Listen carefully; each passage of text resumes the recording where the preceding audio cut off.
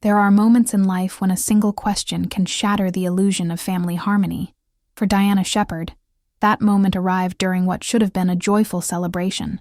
At her younger brother's wedding in Charleston, surrounded by relatives she had known her entire life, one careless inquiry exposed years of hidden resentment, unspoken jealousy, and carefully buried family wounds. What began as an elegant evening filled with champagne toasts and dancing would end with Diana standing alone, realizing that success sometimes costs more than money ever could. This is her story of triumph, isolation, and the painful truth about what happens when you outgrow the people who raised you. Before we begin this story, do not forget to like the video, subscribe to the channel, and tell us in the comments where you are listening to this story from. We will post new stories every day. I stood near the bar at the Harbor Club, watching my younger brother Kevin slow dance with his new bride, Ashley. The October evening in Charleston was perfect. Warm air drifted through the open balcony doors, carrying the scent of jasmine and salt water from the harbor. Crystal chandeliers cast soft golden light across the polished marble floors. Everything looked like a scene from a magazine. I sipped my champagne and smiled. Kevin deserved this happiness. He had worked hard as a physical therapist, built a good life, found a woman who truly loved him. I was genuinely proud of him. My silk navy dress fit perfectly. I had chosen it carefully, something elegant but not attention-grabbing. Tonight was not about me. It was about Kevin and Ashley starting their new life together. I noticed my cousin Brenda approaching. She wore a bright green dress. That seemed slightly too tight, and her makeup was heavier than usual. Brenda had always been competitive with me, even when we were children. We were the same age, grew up 3 blocks apart, attended the same schools, but somewhere along the way, our lives had taken very different directions. Brenda worked at a call center. She had been married twice, divorced twice. She lived in a small apartment on the outskirts of town. I knew these details not because she shared them willingly, but because my mother updated me regularly, always with a tone of pity in her voice. "Hello, Diana," Brenda said, her smile tight. "You look nice." "Thank you," I replied warmly. "So do you. That color is beautiful on you." She ignored the compliment. "So, I heard something interesting recently." I waited, already sensing where this might be heading. "My friend Melissa, you remember her, from high school. She works at a real estate office downtown now. She told me something that I honestly could not believe. My stomach tightened slightly, but I kept my expression neutral. She said you bought a house, a really expensive house." Brenda's voice was getting louder. Other family members were starting to glance our way. "Is it true you paid $1.5 million for a house?" The music seemed to fade. I felt the weight of multiple pairs of eyes turning toward us. My Aunt Carol stopped mid-conversation. My Uncle Richard lowered his wine glass. Even Kevin looked over from the dance floor, his expression confused. "I am sorry, Brenda," I said quietly, trying to redirect the conversation. "Tonight is about Kevin and Ashley. Maybe we can talk about this another time." But Brenda was not finished. Her voice rose even higher, cutting through the elegant atmosphere like broken glass. $1.5 million. Diana. That is what Melissa said. She saw the closing documents. She said it is that beautiful historic property on Meeting Street, the one with the private garden and the original hardwood floors. My mother appeared beside me, her face pale. "Diana, is this true?" I looked at my mother, this woman who had raised me in a modest 3-bedroom ranch house, who had clipped coupons and shopped clearance sales my entire childhood. I saw confusion in her eyes, and something else, something that looked like hurt. "Mom," I said softly, "can we please discuss this later? This is Kevin's wedding." But my father had joined us now too. His face was red, the way it always got when he was angry or embarrassed. "You spent $1.5 million on a house? Where did you get that kind of money?" "I have a good job." "Dad, you know that." "A good job," he repeated, his voice harsh.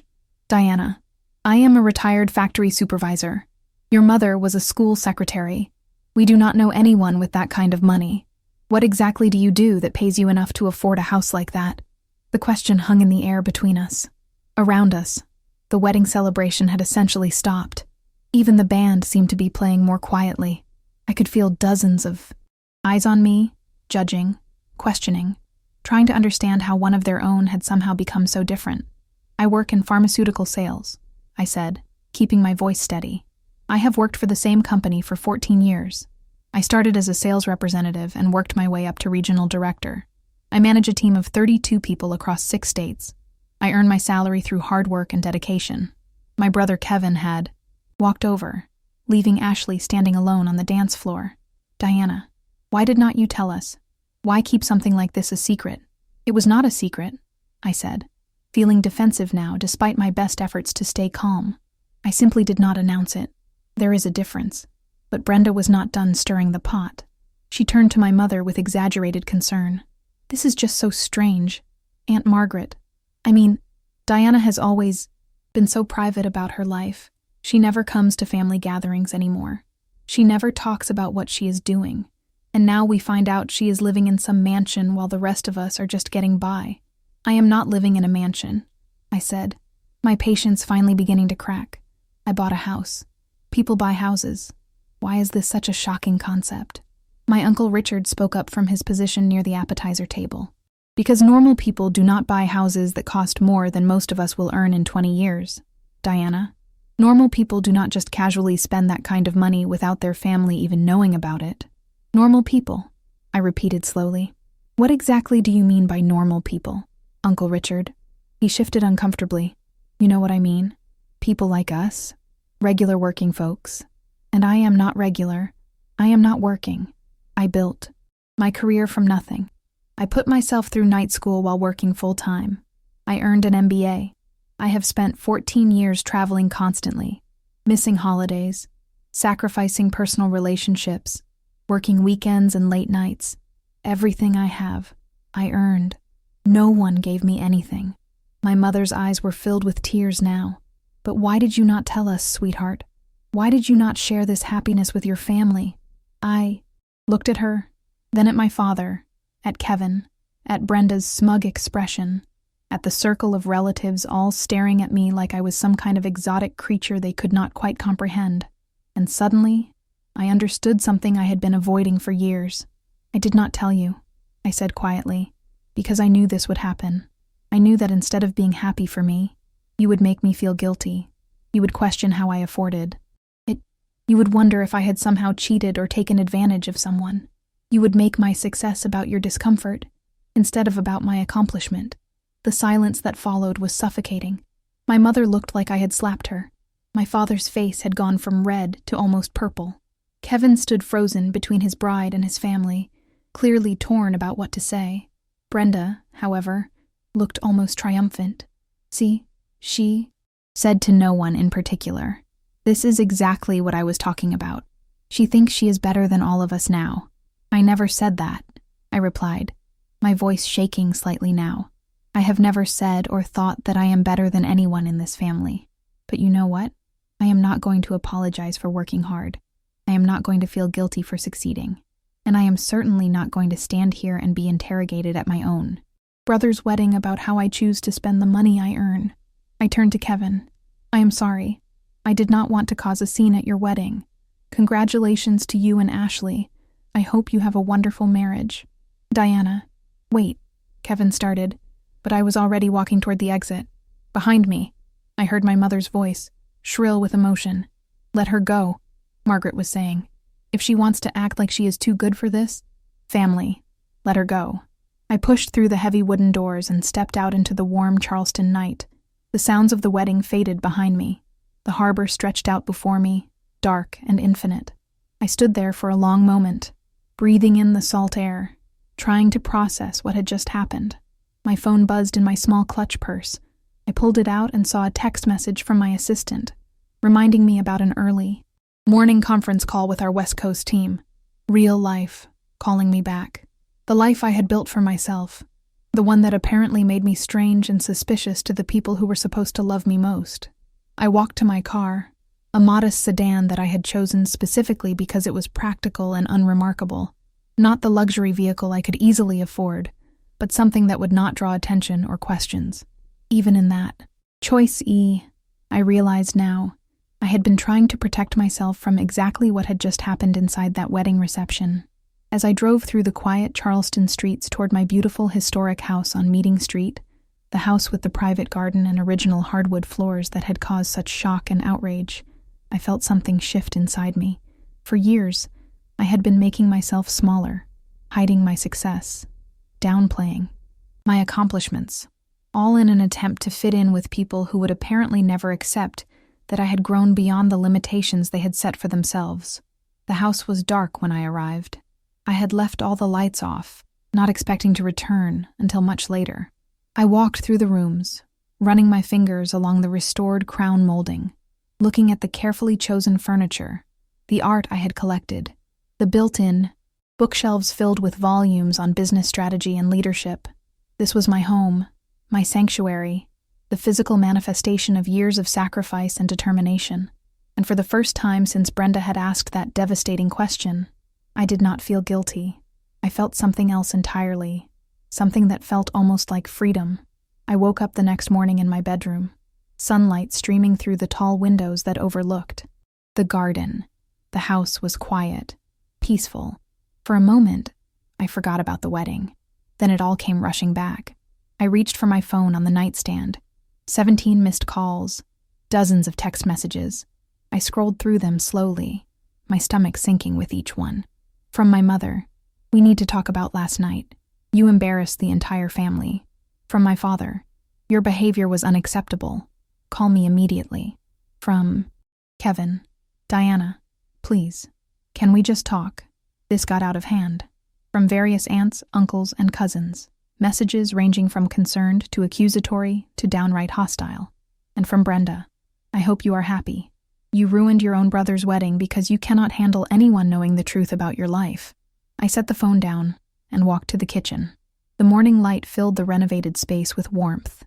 I made coffee. In the expensive machine I had bought myself as a celebration gift when I closed on the house. As the rich aroma filled the air, I thought back to how all of this had started, how I had ended up so far from where I began. Growing up in Charleston, my family had been solidly working class. My father worked at the shipyard for 30 years before moving to the factory. My mother worked part-time at the elementary school, mostly so she could be home when Kevin and I got off the bus. We were not poor, but we were not comfortable either. Money was always tight. Vacations meant driving to Myrtle Beach and staying in a budget motel. New clothes came twice a year, at the start of school and before Easter. I learned early that if I wanted anything beyond the basics, I would have to earn it myself. I started babysitting at 12, worked at a grocery store at 16, waited tables through community college. While Brenda and my other cousins were going to parties and dating and enjoying their youth, I was working, studying, planning my escape from a life of financial stress. I remembered the day I got accepted to the state university. My mother had cried, proud but worried about the cost. My father had been more direct. "We cannot afford to send you to a university, Diana. Community college is good enough. You can get a job, meet a nice man, settle down here in Charleston like everyone else." But I did not want to settle down like everyone else. I wanted more, not because I thought I was better, but because I knew I was capable of more. I took out student loans, worked 2 jobs, lived on instant noodles and cheap coffee. I earned my business degree in 3 years instead of 4, because I took summer classes and overloaded every semester. The pharmaceutical company recruited on campus during my final semester. I still remembered the interview. The regional manager had looked at my resume, my grades, my work history, and said something that changed my life. "You have the drive we are looking for. Most people want success handed to them. You are willing to work for it." I started as a sales representative 2 weeks after graduation. My territory covered rural South Carolina. Hours of driving every day to visit small medical practices and clinics. The pay was modest, but better than anything I had earned before. I lived in a tiny apartment, drove a used car, and saved every extra dollar. My family had been proud at first. There Diana, working for a big pharmaceutical company, wearing business clothes, carrying a briefcase. My mother bragged to her friends at church. My father told his coworkers about his daughter, the businesswoman. But as the years went by and I kept getting promoted, kept earning more, kept moving up the corporate ladder, something shifted. The pride began to feel more like discomfort.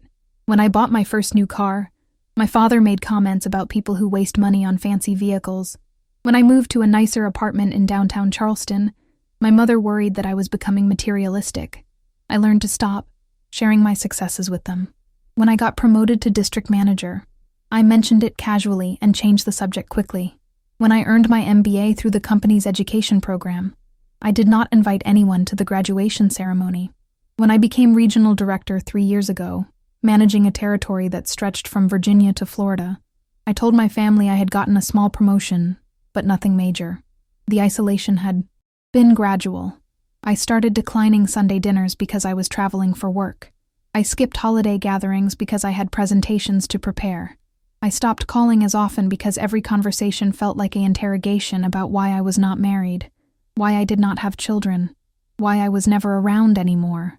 And the truth was, I was building a life they could not understand. My colleagues were ambitious professionals who talked about market share and quarterly projections. My friends were other women who had climbed corporate ladders and knew what it meant to be the only woman in the conference room.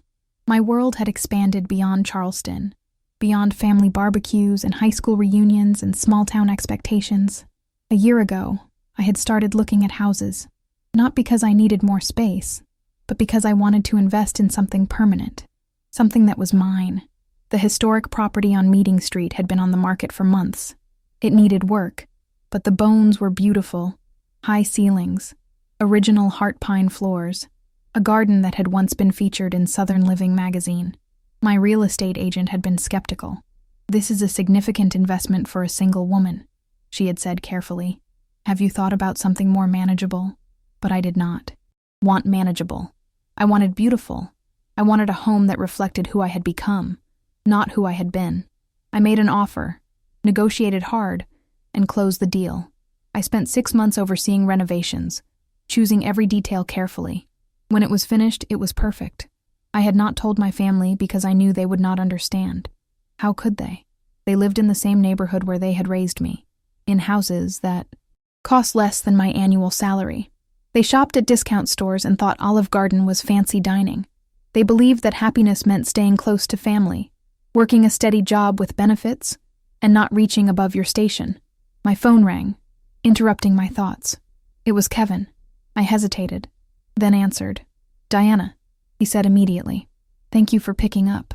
"How is Ashley?" I asked. "I am so sorry about last night." "Ashley is fine. She actually feels terrible about what happened. She thinks the family overreacted." "They did overreact," I said quietly. Kevin sighed. "Look, I get it. I do. But you have to understand how it looked from their perspective. You have been distant for years. You barely come around. And then Brenda drops this bomb about you living in some mansion, and everyone just felt like you have been living this secret life. It is not a secret life, Kevin. It is just my life. There is a difference. But why did you not tell us? Why keep something like buying a house hidden from your own family?" I set my coffee cup down and walked to the window. The garden was lush with late-season flowers. A fountain bubbled peacefully in the center. Because every time I share anything about my success, it becomes a problem. When I got my first big promotion, Dad made jokes about me, being too big for my britches. When I bought a nice car, Mom worried I was being irresponsible with money.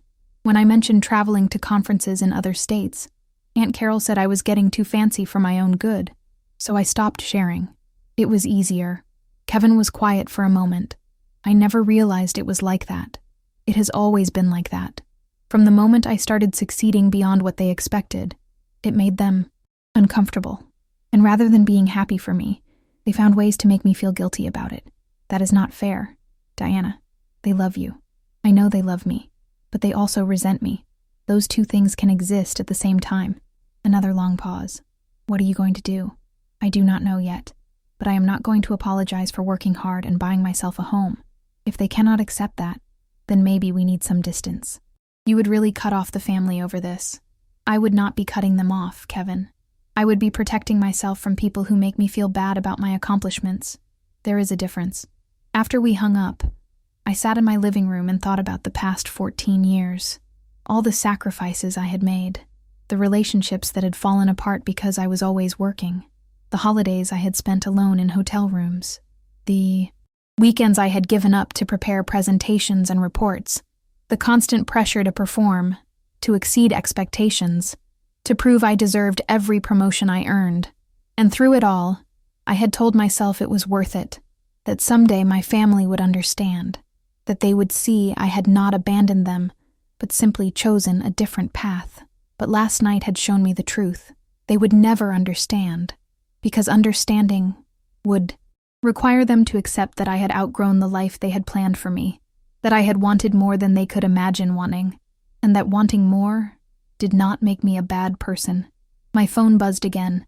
This time it was Brenda. I hope you are satisfied. Your mother cried herself to sleep last night. Kevin and Ashley barely spoke at the end of their own reception. Everyone is talking about how selfish and cold you are, but I guess that is what happens when you care more about money than family. I stared at the message for a long moment. Then I typed a response. Brenda, I have never cared more about money than family, but I also will not apologize for succeeding. You asked that question last night because you wanted to embarrass me, to make me look bad in front of everyone. You have always been jealous of anything good that happened to me, even when we were children. The difference now is that I am not going to shrink myself to make you feel better about your choices. I worked hard for everything I have. If that makes you uncomfortable, that is your issue to resolve, not mine. I hit send before I could second-guess myself. Within seconds, my phone rang. It was my mother. I answered, bracing myself. Diana Louise Shepherd, she said, her voice shaking with anger. I just received a very disturbing phone call from Brenda. She is crying. She said you sent her a cruel message. I sent her an honest message. I replied calmly. She has been taking shots at me for years. Mom, last night was just the most public example. She was just asking a question. No, she was not. She was trying to embarrass me at Kevin's wedding, and she succeeded. The whole family looked at me like I had committed some terrible crime by buying a house with my own money. But you should have told us, Diana. We are your family. We should have known about something this important. Why? So you could have months to make me feel guilty about it instead of just one night. My mother gasped. That is a horrible thing to say, but it is true, Mom. Every good thing that has happened in my career, you have found a way to make it seem like a problem. I got promoted. I am working too much. I earned a higher salary. I am becoming materialistic. I invested in a beautiful home. I am keeping secrets and acting like I am better than everyone else. When exactly am I allowed to be successful without it becoming a character flaw? We just worry about you, sweetheart. You are all alone in that big house. No husband, no children. Is that really the life you want? And there it was. The real issue. Not that I had bought an expensive house, but that I had done it as a single woman. That I had built a successful life that did not include a husband and children and Sunday dinners with the extended family. Yes, Mom. This is exactly the life I want. I love my job. I love my home. I have friends and colleagues who respect me. I travel and learn and grow as a person. I am happy. Why is that so hard for you to accept? She was crying now, because it is not the life we raised you to want. No, I said gently. It is not the life you raised me to want. But people change. People grow. I grew beyond the expectations you set for me. That does not make me a bad daughter. It just makes me different than you expected. The call ended shortly after, both of us emotionally exhausted. I sat in my beautiful home, surrounded by everything I had worked so hard to achieve, and felt more alone than I had in years. But I also felt something else, a strange sense of clarity. For the first time, I understood that this conflict was not really about a house or money or success. It was about identity, about who I was supposed to be, versus who I had actually become. And I realized that I could not be both. I had to choose between making my family comfortable and being true to myself. As the afternoon light slanted through my windows, casting long shadows across the hardwood floors I had so carefully restored, I knew which choice I had already made. A pause in the story to ask you, are you enjoying this account so far? Don't forget to like the video and subscribe to the channel. We will post new stories every day. Thank you. Let's continue. The week following the wedding was the longest of my life. I threw myself into work, grateful for the distraction, conference calls with my team, strategy meetings with corporate executives, reviewing sales projections for the fourth quarter. The familiar rhythm of my professional life felt like solid ground beneath my feet, but the family situation continued to deteriorate. My mother stopped answering my calls. My father sent a single text message. "Your mother is heartbroken. I hope you are satisfied." Kevin tried to play mediator, calling me every other day with updates. "Mom is not doing well. Dad is furious. The aunts and uncles are all taking sides. Brenda is telling everyone who will listen that you called her jealous and petty." "I did call her jealous and petty," I replied. "Because she is. Diana, you are not making this easier." "I am not trying to make it easier, Kevin. I am trying to live my life without apologizing for it." The breaking point came on Thursday afternoon. I was in my home office, preparing for a presentation to the executive board, when my phone rang. It was my Aunt Carol. "Diana," she said without preamble, "I think you need to know what is being said about you." "I do not really care what is being said about me, Aunt Carol." "Well, you should care, because it is getting ugly. Brenda has been telling people that you must have done something illegal to afford that house, that maybe you are involved in some kind of fraud or scheme." My hand tightened on the phone. "She is saying what?" "She is implying that no one could legitimately earn enough money to buy a house like that. Not someone from our family, anyway. And people are listening to her. Diana, your Uncle Richard told me this morning that he always thought there was something off about your so-called success." "Something off," I repeated slowly. "What exactly does that mean?"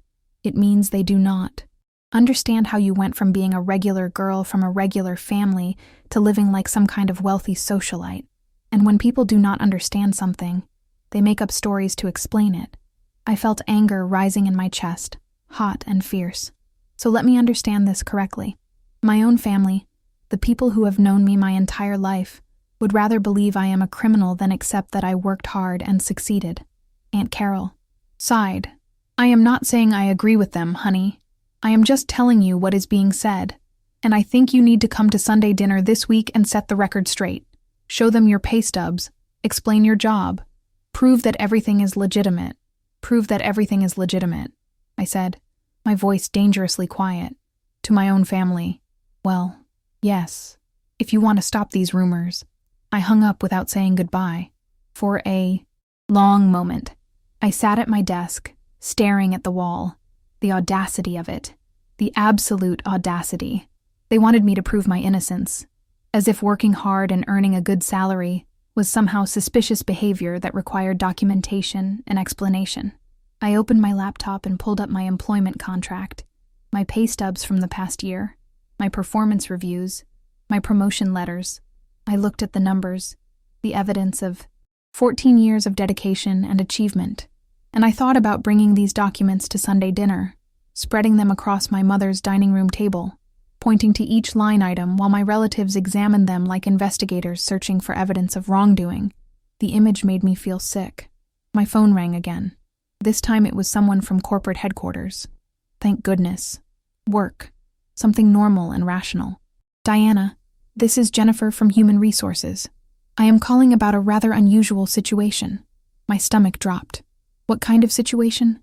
"We received a call this morning from someone claiming to be your cousin. She was asking questions about your employment status, your salary range, and whether we conduct background checks on our executives." I closed my eyes. Brenda. "We did not provide any information. Of course. Employee privacy is protected, but I wanted you to be aware that someone is making inquiries about you. Is everything all right?" "Yes," I said, though nothing felt all right. "It is a family matter. I apologize for it spilling over into my professional life." After the call ended, I sat very still. This was escalating beyond anything I had imagined. Brenda had actually called my employer, trying to dig up information she could use against me. She was so desperate to prove I was somehow undeserving of my success that she was willing to potentially damage my career. I picked up my phone and called Kevin. "Your wife's wedding was 9 days ago," I said when he answered. "In that time, our family has accused me of being a criminal, demanded I prove my income is legitimate, and now Brenda has called my corporate office phishing for damaging information about me. This has gone far enough. Diana, I had no idea about Brenda calling your work. That is completely out of line. Everything about this is out of line. I have done nothing wrong. I bought a house with money I earned through hard work and legal employment. That should not be a crime or a scandal. But somehow, my own family has turned it into both. What do you want me to do? I want you to tell them to stop. Tell Brenda to stop spreading lies about me. Tell Mom and Dad to stop treating me like I owe them an explanation for every decision I make. Tell the aunts and uncles to stop gossiping about me like I am some kind of criminal mastermind. Kevin was quiet for a moment, and if they will not stop, then I guess I will have to accept that this family cannot handle having someone who succeeded beyond their expectations, and I will move forward with my life accordingly. That sounds like you are saying you would. Walk away from all of us. I have been trying not to walk away, Kevin, but they keep pushing me toward the exit. That night, I made a decision. I would not go to Sunday dinner. I would not show my pay stubs or explain my career trajectory or defend my right to own a beautiful home. I would not participate in this circus any longer. Instead, I drafted an email. I wrote it carefully, editing and revising until the words felt right. Then, I sent it to every member of my immediate family. The email read, "To my family, I have spent the past week being accused of criminal activity, questioned about the legitimacy of my career, and treated like a suspicious stranger by people who have known me my entire life. This has been one of the most hurtful experiences of my life. I want to make something very clear. I have done nothing wrong. I work for a legitimate pharmaceutical company where I have been employed for 14 years. I started as an entry-level sales representative and worked my way up through dedication, hard work, and consistent performance. I currently serve as a regional director, managing a large territory and a significant team. My salary reflects my position, my experience, and my contributions to the company. I bought my house with money I earned and saved. I went through a normal mortgage process with a reputable bank. I paid for renovations with my own funds. There is nothing mysterious or suspicious about any of this. The only unusual thing is that a woman from our family achieved this level of professional success. And apparently, that is something you cannot accept. I did not share the details of my home purchase because I anticipated exactly what happened at Kevin's wedding. I knew you would react with suspicion rather than happiness. I knew you would question rather than celebrate. I knew you would make my achievement about your discomfort. And I was right. I will not be attending Sunday dinner or any other family gathering until I receive genuine apologies from several people. Specifically, from Brenda, for publicly humiliating me at a family wedding, and for calling my employer with the intent to damage my career. From Mom and Dad, for demanding I prove the legitimacy of my success rather than trusting the daughter they raised. From anyone else who participated in spreading rumors about me or questioning my character. I love this family, but I will not allow you to make me feel ashamed of working hard and succeeding. If you cannot be happy for me, then at the very least, you should not actively work against me. I hope we can eventually move past this, but that will require you to accept me as I am, not as you wish I had remained." Diana, I hit send before I could change my mind. The responses started arriving within minutes. From my father, "This is disrespectful and completely unacceptable. You do not get to make demands of this family." From my mother, "I cannot believe you would threaten to abandon your family over something like this. We raised you better than this." From Brenda, "You are so dramatic." All of this because I asked one simple question. "You need to get over yourself." But there were other responses too. From Kevin, "I understand why you are hurt. I think you deserve apologies. Give them time." From my Aunt Patricia, my mother's younger sister, Diana, "I have been watching this unfold, and I think you are absolutely right. You have worked so hard, and instead of celebrating you, we have been tearing you down. I'm sorry for my part in that. You deserve better from us." From my cousin Jason, Brenda's younger brother, "My sister is out of control. What she did was wrong. I am sorry she involved your workplace. That crossed a line." The messages continued throughout the evening. The family was splitting into factions. Those who thought I was being selfish and dramatic, those who thought I had legitimate grievances, and those in the middle, trying to play peacemaker and hoping everyone would just calm down and forgive each other. But I did not want to calm down, and I was not ready to forgive. For the first time in my life, I was standing up for myself, instead of shrinking to fit their expectations. It was terrifying and exhilarating at the same time. Friday morning, I woke up to find my mother had left a voicemail sometime after midnight. Her voice was thick with tears. "Diana, I have been lying awake thinking about everything. About how we reacted at the wedding, about things we said, and I think maybe you are right about some of it. Not all of it, but some. Can we please talk? Really talk, not just argue. I miss my daughter." It was the closest thing to an apology I had received, but it was not enough. Not yet.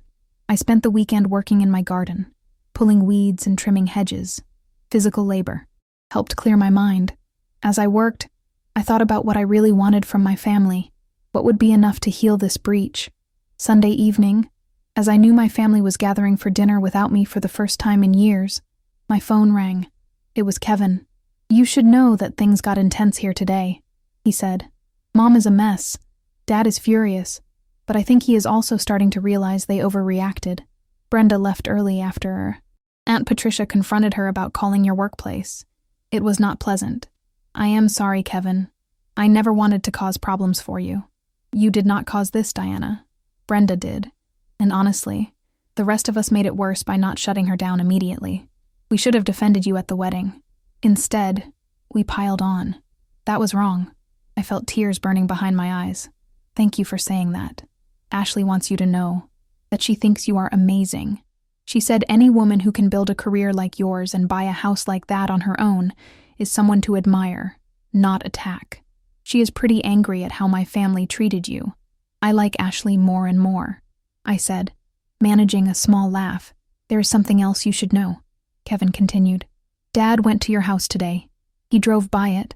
He called me afterwards and said it was beautiful. He said he had no idea it was that impressive. I think seeing it in person made it real for him in a way it was not before. I stood in my kitchen, looking out at the garden that had sold me on this property in the first place. The house was beautiful, but more than that, it was mine. Every carefully chosen detail reflected who I was and what I valued. What happens now?" I asked Kevin quietly. "I think that is up to you," he replied. "You set boundaries." That was brave. Now the family has to decide if they can respect those boundaries or not. After we hung up, I walked through my house, room by room. I thought about all the Sunday dinners I had skipped to work late, all the family gatherings I had missed while traveling for business, all the sacrifices I had made to build this life, and I realized something important. I did not regret any of it. Not one missed barbecue or declined invitation, because every choice I made had led me here, to this beautiful home, to this successful career, to this version of myself that I was proud to be. My family could either accept that or not, but I was done apologizing for it. The next morning, I received a text message that changed everything. It was from someone I had not heard from in years, someone whose opinion still mattered more than I wanted to admit. And suddenly, the entire situation was about to take a turn I never saw coming. The text message was from my grandmother, my father's mother. She was 83 years old and rarely used her phone for anything beyond answering calls. The fact that she had figured out how to send a text message was remarkable in itself. "Diana, I need to see you. Come to my house today. This has gone on long enough. Grandma Helen." I stared at the message for a long moment. Grandma Helen had been unusually quiet during the entire family drama. She had not called, had not sent messages taking sides, had not weighed in at all. I had assumed she was simply staying out of it, the way elderly relatives sometimes do when family conflicts erupt. But now she was summoning me, and when Grandma Helen summoned you, you went. I arrived at her small brick house on the east side of Charleston just before noon. The house was the same one she had lived in for 50 years, the one where my father had grown up. The garden was immaculate, as always. Grandma Helen believed that how you kept your garden reflected how you lived your life. She opened the door before I could knock. She was smaller than I remembered, more fragile looking, but her eyes were sharp and clear. "Come in, child," she said. "We have things to discuss." The living room was exactly as I remembered from childhood visits. Floral furniture, family photos covering every surface, the smell of lemon polish and old books. She gestured for me to sit on the sofa while she settled into her armchair. "Grandma," I started, but she held up one weathered hand. "Let me speak first. I have been watching this situation unfold, and I have been doing a lot of thinking. About you." About your father, about this entire family. I waited, uncertain where this was going. Your father called me last night. He was upset. He said you were refusing to come to family dinners until people apologized to you. He said you were being stubborn and prideful. He wanted me to talk sense into you. My heart sank. So that was why she had asked me here, to lecture me on family loyalty and forgiveness. But Grandma Helen surprised me. Instead of scolding, she smiled. A small, sad smile that held decades of understanding. I told your father that you were absolutely right, that the family owes you several apologies, and that he, most of all, should be ashamed of how he treated you. I blinked, certain I had misheard. Grandma? She leaned forward slightly. Diana, I want to tell you something I have never told anyone in this family. When I was about your age, maybe a bit younger, I wanted to go to college. This was back in the early 1960s, Leonard, mind you. Women from families like ours did not go to college. We got married, had children, kept house. I had never heard this story before, but I was smart, she continued. Very smart. My teachers told me I should apply to the university. They said I could get scholarships. So I did. I applied, and I got accepted. Full scholarship to study mathematics. Mathematics? I asked, stunned. I had no idea. My parents refused to let me go. They said it was not proper for a young woman, that I should focus on finding a husband. Your grandfather, he was courting me at the time, and he said the same thing. Why do you need college? You will be a wife and mother. That is education enough. Grandma Helen's hands were folded in her lap, but I could see the tension in them, even after all these years. So I did what was expected of me. I married your grandfather. I had your father and his siblings. I kept this house and cooked meals and did laundry and played the role I was supposed to play, and I never went to college. I felt something breaking inside my chest. Grandma, I am so sorry. She shook her head. Do not be sorry for me, child. I made my choices, but I want you to understand something. I have watched you since you were a little girl. I saw that same spark in you that I had in myself, that hunger to learn, to achieve, to be more than what people expected. And unlike me, you did not let anyone stop you. Tears were burning in my eyes now. When your father called last night, ranting about your expensive house and your successful career and your stubborn pride, I finally said what I should have said years ago.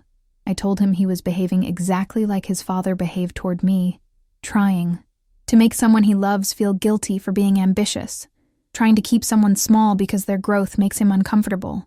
What did he say? He got angry. He hung up on me. But I do not care. He needed to hear it. Grandma Helen stood up slowly and walked to a small desk in the corner. She opened a drawer and pulled out an envelope, yellowed with age. This is my acceptance letter to the university. I have kept it all these years. Sometimes I take it out and read it, and I think about the woman I could have been, the mathematician I could have become. She handed it to me.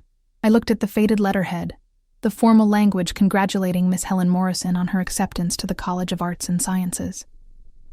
I do not want you to have an envelope like this. Diana, I do not want you to look back 40 years from now and wonder who you could have been if only you had stood your ground.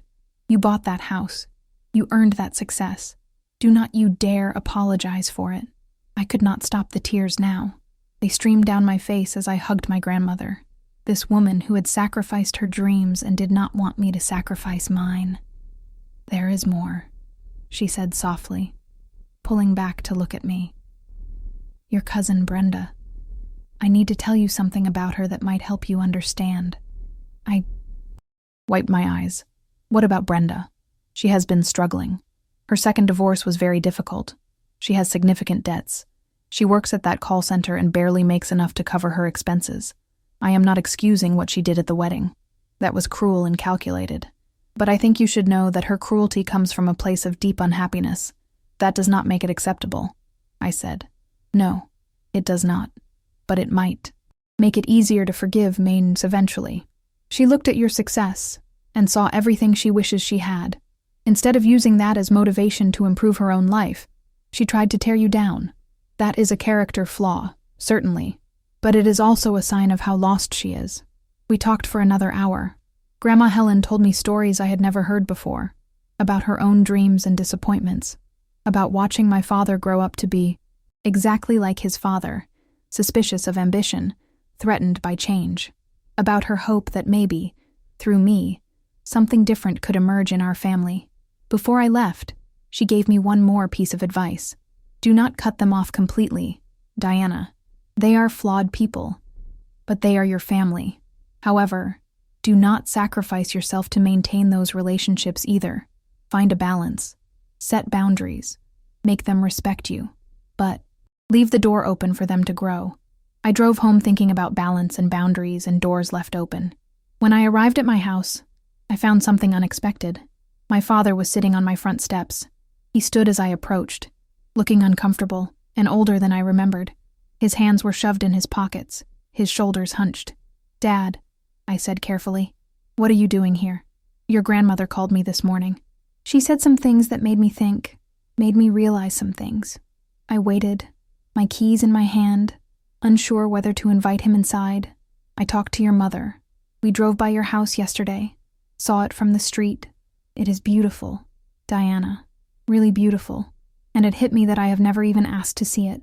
My own daughter buys a house, and I never once said I wanted to see what she accomplished." He looked down at his feet, then back up at me. "I owe you an apology, a real one, not some half-hearted thing to keep the peace. A real apology." "I am listening," I said quietly. "I was wrong at the wedding, wrong to question you, wrong to make you feel like you had done something shameful. And I was wrong about a lot of things before that, too. All those years when you were building your career, I made comments that I thought were jokes but were really criticisms.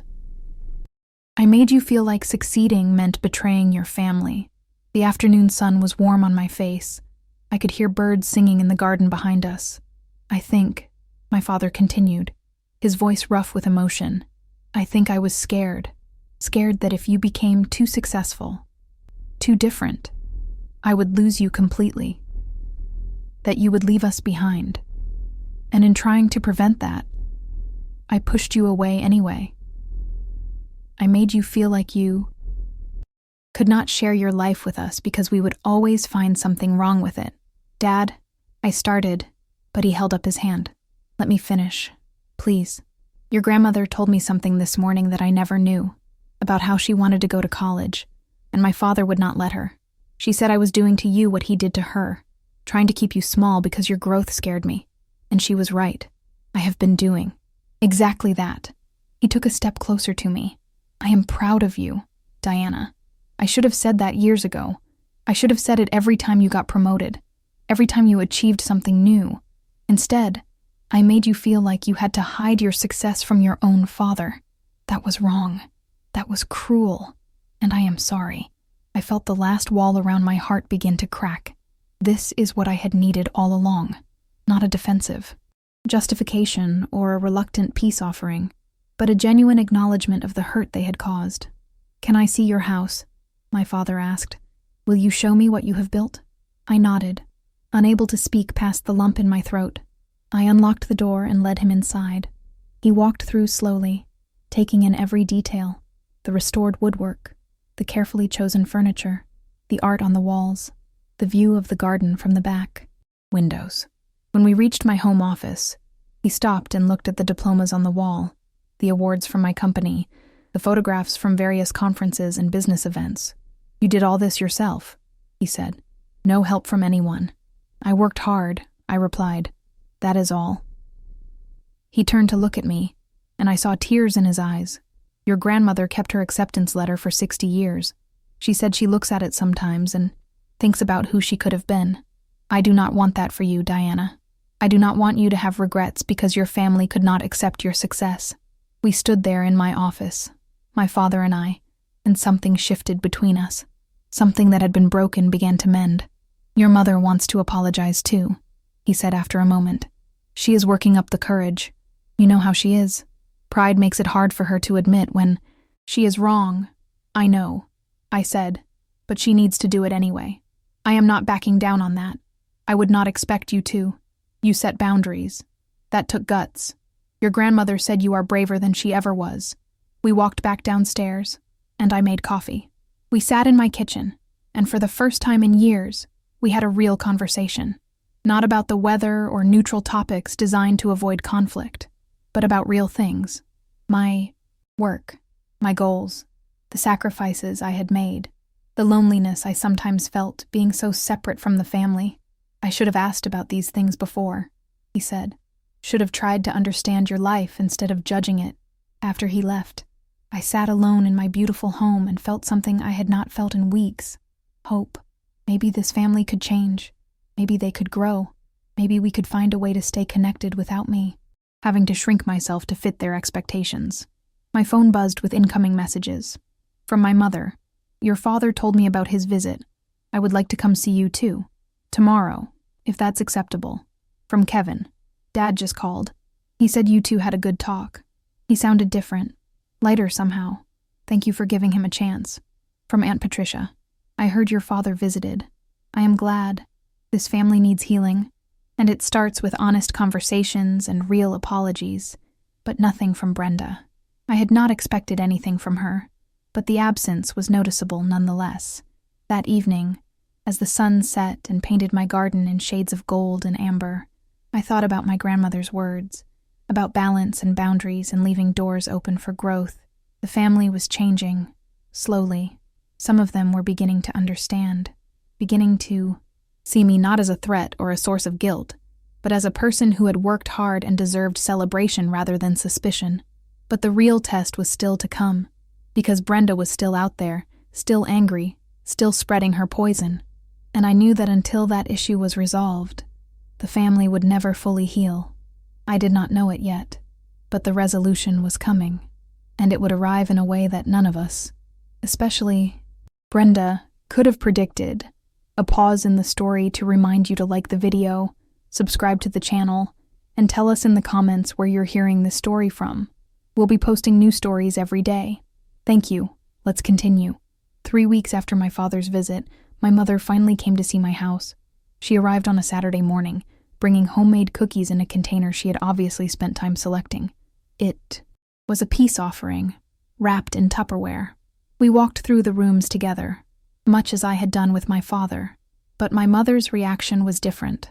She touched things gently, ran her fingers along the restored woodwork, stood for a long time looking at the garden through the windows. I used to dream about a house like this, she said quietly. When your father and I were first married, I would cut pictures out of magazines. Beautiful homes with gardens and high ceilings. I kept them in a folder, thinking maybe someday. What happened to the folder? I asked. She smiled sadly. Life happened. Children, bills, reality. Eventually, I threw it away. It seemed foolish to keep dreaming about things that would never happen. We sat in my kitchen, drinking tea from cups I had collected from various countries I had visited for work conferences. My mother held her sao, cup carefully, as if it might break. I owe you an apology, Diana. A real one. At the wedding, when Brenda asked about your house, I should have told everyone to mind their own business. I should have said I was proud of you. Instead, I made you feel like you had done something wrong. That was terrible of me. Thank you, I said. That means a lot. Your grandmother called me. She told me about the college scholarship she turned down. I never knew about that. All these years, I never knew my mother-in-law had given up her dreams. She never talked about it, I said. She kept it inside for 60 years. My mother's eyes filled with tears. I do not want to be like that. I do not want to look back and realize I spent my life resenting my own daughter's success because it reminded me of my own choices. You do not have to be like that, Mom. You can choose differently. She reached across the table and took my hand. I am proud of you. I should have said it at the wedding. I should have said it 1,000 times before that. You worked so hard, and all I did was make you feel guilty about it. I am so sorry, sweetheart. We cried together in my kitchen, my mother and I, and something that had been damaged for years began to heal. Over the next few weeks, things slowly improved. Kevin and Ashley invited me to dinner at their new apartment. My father started calling occasionally, just to check in. Aunt Patricia organized a small gathering at her house and specifically told everyone that Diana's career and home were not up for discussion or criticism. But Brenda remained a problem. She had not apologized. She had not acknowledged any wrongdoing. According to Kevin, She was still telling people that I was stuck up and thought I was better than everyone else. I tried to let it go. I told myself that not everyone would come around, and that was acceptable. But it bothered me more than I wanted to admit. Then, one Tuesday afternoon, everything changed. I was at my office downtown, reviewing quarterly reports, when my assistant buzzed me. "Diana, there is someone here to see you. She says it is urgent. Her name is Melissa Bradford." The name took me a moment to place. Then I remembered. Melissa was Brenda's friend from high school, the one who worked at the real estate office, the one who had told Brenda about my house purchase in the first place. "Send her in," I said, curious about what could bring her to my office. Melissa walked in looking nervous. She was dressed professionally, carrying a leather portfolio. We exchanged polite greetings, and I gestured for her to sit. "I am sure you are wondering why I'm here," she began, "and I need to start by apologizing. What happened at your brother's wedding was partially my fault." I waited for her to continue. "I told Brenda about your house. She had been asking questions about you, and I mentioned it casually. I had no idea she would use that information the way she did. I feel terrible about what happened." "I appreciate you saying that," I replied, "but I am not sure why you came all the way to my office to tell me this." Melissa took a deep breath. "Because there is more you need to know about Brenda, and about why she has been so focused on tearing you down." She opened her portfolio and pulled out several documents. "Diana, in my work, I see a lot of financial situations, people's credit reports, their debt levels, their financial struggles, and Brenda's situation is worse than anyone in your family realizes." I felt uncomfortable looking at what appeared to be confidential information. "Melissa, I am not sure you should be showing me this. These are public records," she assured me, "court filings. Brenda has been sued by 3 different credit card companies in the past year. She owes over $80,000 in debt. Her wages are being garnished. She is facing possible bankruptcy." I stared at the documents, genuinely shocked. I had known. Brenda was struggling, but I had no idea it was this severe. "There is more," Melissa continued. 2 months before your brother's wedding, Brenda came to me. She wanted to buy a house. She said she was tired of renting, tired of feeling like a failure. She wanted something to be proud of. "Let me guess," I said quietly. "You had to tell her she could not qualify for a mortgage." Melissa nodded. "Her credit score is below 500.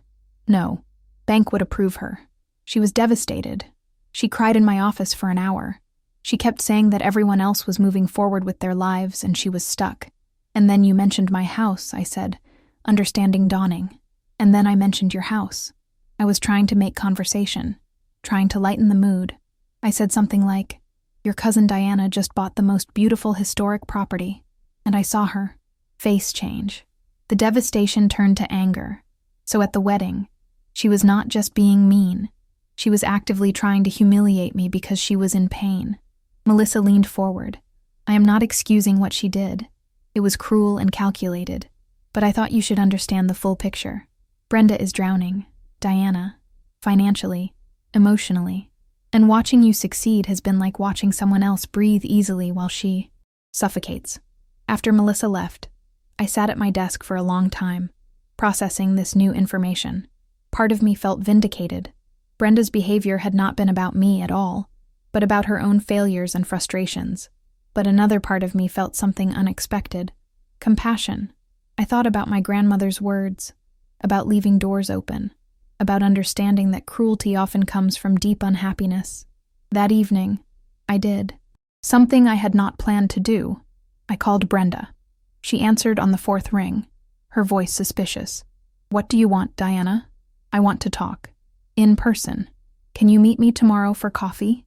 There was a long pause. "Why would I want to do that?" "Because I think we need to clear the air, and because I have a proposition for you." She agreed, reluctantly. We met at a quiet coffee shop near the harbor. Brenda arrived looking defensive, her arms crossed, her expression guarded. "I am not here to apologize," she said immediately. "If that is what you are expecting, I am not expecting an apology," I replied. "I am here to offer you an opportunity." She looked confused. "What kind of opportunity?" "I know about your financial situation, Brenda. I know about the debts and the lawsuits and the garnished wages." Her face flushed red. Who told you that? Melissa? That is confidential information. It is public record, and I am not here to judge you or shame you. I am here to offer help. I do not need your charity, she snapped. It is not charity. It is an opportunity. My company has entry-level positions opening up. The pharmaceutical sales field pays well, and we provide training. I cannot guarantee you a job, but I can guarantee you an interview. What you do with that interview is up to you. Brenda stared at me like I had spoken in a foreign language. Why would you help me? After everything I did? Because staying angry takes too much energy. And because I remember what it felt like to be broke and desperate and watching everyone else succeed. I worked my way out of that situation. Maybe you can too. She was quiet for a long moment. Then, to my surprise, tears started rolling down her face. I have been so jealous of you. For years, you got out, and I stayed stuck. And instead of trying to improve my own life, I just tried to tear yours down. I know, I said gently. And what you did at Kevin's wedding was wrong. Calling my workplace was wrong. Spreading rumors about me was wrong. I know, she whispered. I know all of that. I have been horrible to you. Yes, you have. But people can change, if they want to. I handed her a business card with the name and contact information for our human resources director. If you want to apply, mention my name. But understand this. I am giving you access, not a free pass. You will have to work for it. You will have to prove yourself. And if you get the job, we will have a professional relationship, not a personal one. At least not right away. Brenda took the card with shaking hands. I do not know what to say. Start with an apology to my parents. A real one. Admit that you spread lies about me. Tell them you were wrong. That is the price of this opportunity. She nodded slowly. Okay, I can do that. Over the next month, things continued to shift and improve. Brenda apologized to my parents, to Kevin, to several other family members who she had poisoned with her rumors. It was not elegant or particularly heartfelt, but it was genuine. She interviewed with my company, and to her credit, Moss did well. They offered her a position as a sales trainee. The pay was modest by my standards, but significantly better than the call center. She would have to work hard, but she would have a path forward. My relationship with my family continued to heal. Sunday dinners resumed, but with new understanding. My mother asked about my work with genuine interest instead of veiled criticism. My father told his friends about his daughter, the pharmaceutical executive. Kevin and Ashley bought a copy of Architectural Digest and showed me an article about historic Charleston homes, saying mine was just as beautiful. 6 months after the wedding, I hosted Thanksgiving dinner at my house. It was the first time the entire family had been together in my home. I worried it might be awkward, but it turned out to be wonderful. My grandmother sat in a place of honor at the head of my dining table. She looked around at the restored home, at the family gathered peacefully, at me standing confident in my own space, and she smiled. Later, as people were having coffee and dessert, she pulled me aside. You did what I could not do, she said quietly. You stood your ground. You refused to be made small. And look what happened. The family did not fall apart. They grew instead. You helped make that possible. Grandma, you told me your story. You gave me perspective. She squeezed my hand. Keep that acceptance letter I showed you. When I am gone, I want you to have it, as a reminder of what happens when we give up our dreams, and what happens when we fight for them. I hugged her tightly, this woman who had sacrificed so much, and did not want me to do the same. Brenda approached me as the evening was winding down. She had been quiet during dinner, still finding her footing in this new dynamic. Thank you, she said simply, for the opportunity. I start my second round of training next week. How is it going? I asked. Hard, she admitted, but good. I feel like I have purpose again, like maybe I can build something better for myself. You can, I assured her. It just takes work and time. She nodded. I know I cannot undo what I did at Kevin's wedding, but I want you to know. I am trying to be better, trying to be the kind of person who celebrates other people's success instead of resenting it. That is all any of us can do, I replied. Keep trying to be better. As I stood in my beautiful home that evening, surrounded by family who had finally learned to celebrate rather than criticize, I felt something I had not felt in years. I felt like I belonged, not because I had made myself smaller to fit their expectations, but because I had stood tall and they had risen to meet me. The house on Meeting Street was more than just a property I had purchased. It was a symbol of everything I had worked for, everything I had sacrificed, everything I had become. And now, finally, it was also a place where my family could gather without resentment or suspicion. My grandmother's acceptance letter was framed now, hanging in my office next to my own, diplomas and awards, a reminder of dreams deferred and dreams achieved, a reminder that sometimes the bravest thing we can do is refuse to give up on ourselves, even when the people we love ask us to. I had bought a house with my own money, earned through my own hard work, and in doing so, I had bought something more valuable than property. I had bought my freedom, the freedom to be exactly who I was meant to be, without apology or shame. And that, I realized, was worth more than any house could ever cost.